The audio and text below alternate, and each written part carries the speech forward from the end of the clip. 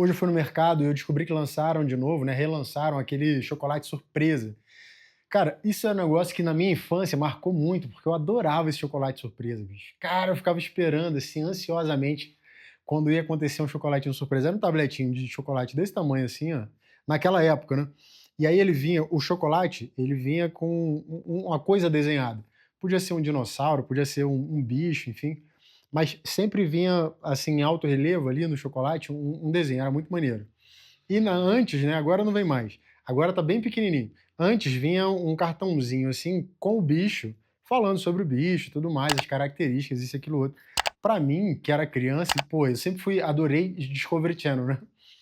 Pra mim, que era criança, aquilo era um prazer duplo, né? Que era, porra, o chocolate e ainda tinha o negócio da nerdice lá, de conhecer, de descobrir o bicho.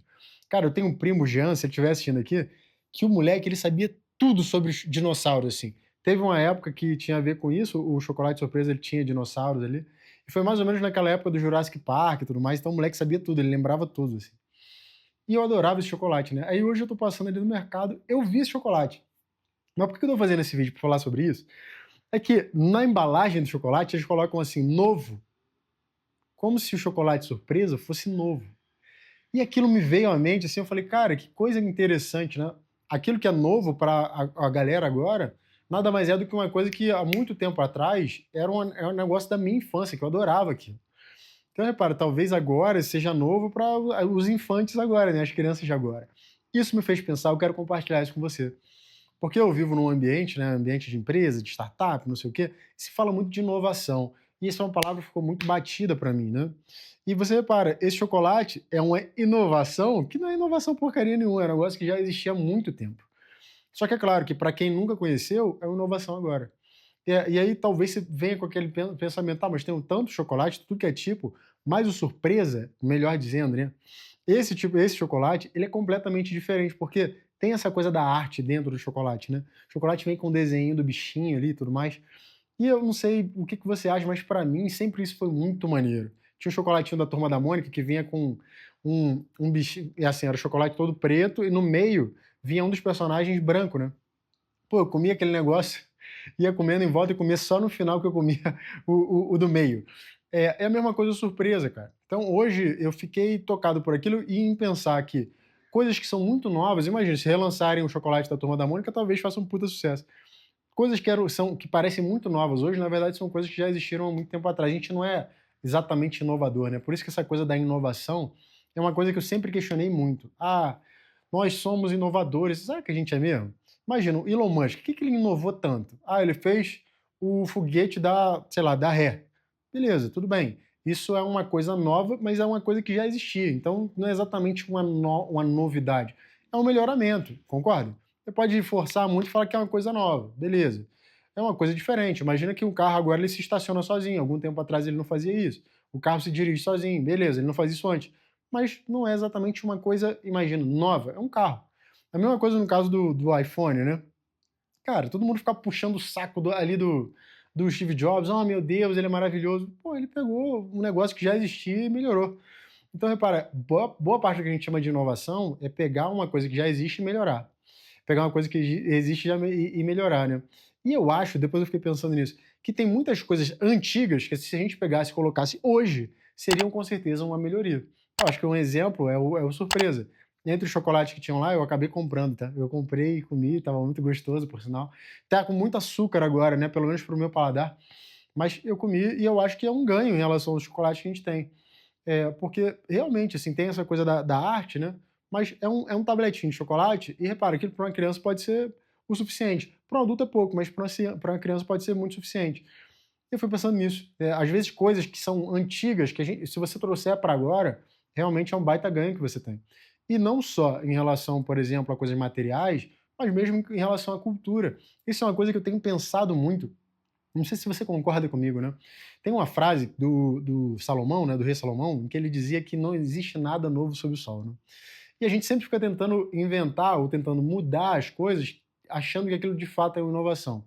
Às vezes eu fico pensando se as coisas não eram antes, do jeito que eram antes, porque ainda antes daquilo, ou seja, se no passado as coisas eram de um jeito, é porque num passado ainda mais remoto, de repente era mais parecido com o que é o presente. Repara, é como se a gente estivesse inovando agora uma coisa que acontecia muito antes.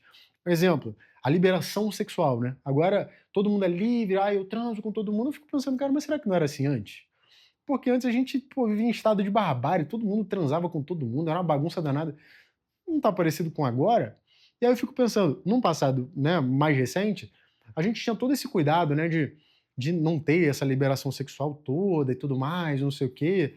Em algumas culturas eles separavam os homens das mulheres. Ou seja, aquilo tinha um porquê, não é só porque eles, imagina, eles queriam ser chatos.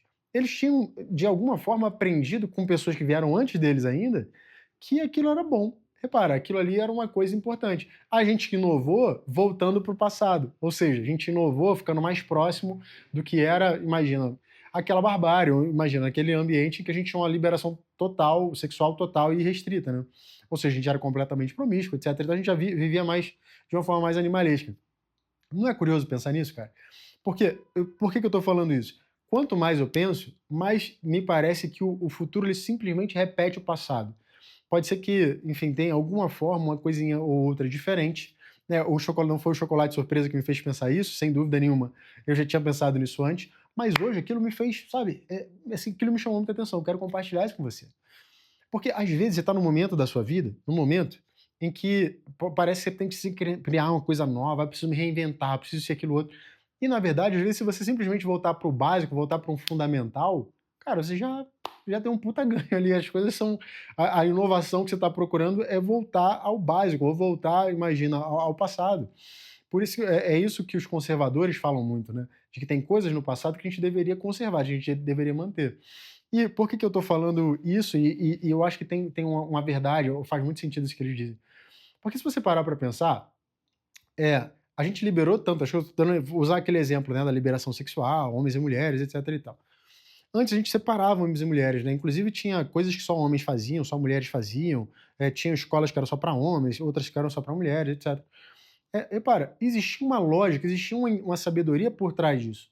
Eu duvido que era só uma coisa religiosa. Eu duvido que fosse só uma coisa, imagina, né? Uma coisa que tinha a ver com, sabe, com a moralidade, porque isso aconteceu em várias culturas diferentes ao longo do tempo. E por que eu tô falando isso? Porque agora a gente liberou tanto que tá tudo, todo mundo faz todo mundo faz o que quiser, que de repente, né, mais recentemente, parece que os homens e as mulheres naturalmente estão se afastando. Eles naturalmente estão criando essa oposição. Imagina que antes você tinha essa separação e eles queriam muito ficar perto. Agora pode ficar perto, fica à vontade, do jeito que você quiser. E parece que eles cada vez mais se afastam. Quantas vezes já ouviu falar dessa coisa de red pill, enfim, né, de feminismo tóxico, etc e tal. Olha que coisa curiosa, né? Numa hora que liberou, tá bom, junta todo mundo. Agora, naturalmente, sem pressão nenhuma, apenas por uma vontade própria, as pessoas, parece que essas polaridades, né? Ou parece que esses grupos vão se afastando. Não é curioso você pensar nesse tipo de coisa, cara? Não é curioso você pensar que a gente se acha tão moderno, tão especial, tão isso, aquilo, outro, e na verdade, não. A gente, na verdade, é quase que um reflexo do passado. É quase que a gente tentando fugir do passado apenas para voltar para eles. Vou dar um exemplo para você. Muita gente acha que esse tema de inteligência artificial, etc e tal, é uma coisa muito de agora. Mas não é, não. Eu vou te mostrar uma coisa, calma aí.